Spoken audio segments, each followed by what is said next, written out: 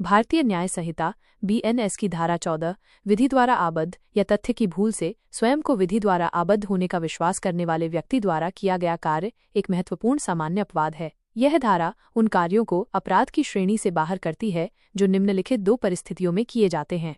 1. विधि द्वारा आबद्ध bound by law, जब कोई व्यक्ति कानून द्वारा किसी कार्य को करने के लिए बाध्य होता है और वह उस कार्य को करता है तो भले ही उस कार्य से किसी को नुकसान हो, उसे अपराध नहीं माना जाएगा। 2. तथ्य की भूल से स्वयं को विधि द्वारा आबद्ध होने का विश्वास mistake of fact believing himself bound by law, जब कोई व्यक्ति तथ्य की गलती के कारण न कि कानून की गलती के कारण सद्भावनापूर्वक यह विश्वास करता है कि वह किसी कार्य को करने के लिए कानून द्वारा बाध्य है और वह उस कार्य को करता है तो उसे अपराध नहीं माना जाएगा। यहाँ सद्भावनापूर्वक का अर्थ है उचित सावधानी और विवेक के साथ।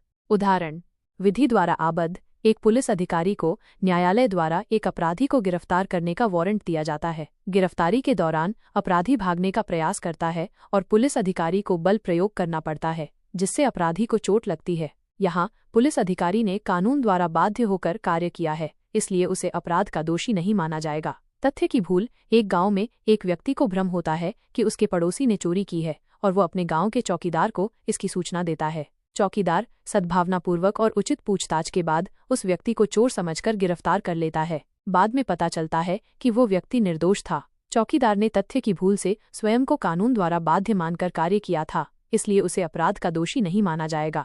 ये धारा सुनिश्चित करती है कि कानून का पालन करने वाले व्यक्तियों या सद्भावनापूर्वक तथ्य की गलती के कारण कार्य करने वालों को गलत तरीके से दंडित न किया जाए। हमारे चैनल को सब्सक्राइब और लाइक करें। हम आपको भारतीय कानून की सामान्य जानकारी देते हैं। अगर आपके मन में कोई सवाल है या आप किसी खास कानूनी मुद्दे पर वीडियो चाहते हैं तो बेझिझक कमेंट करके बताएं। कृपया ध्यान दें, किसी भी कानूनी मामले के लिए हमेशा वकील की सलाह लें। हमारे द्वारा दी गई जानकारी सामान्य प्रकृति की है और हम किसी भी परिणाम के लिए जिम्मेदार नहीं होंगे।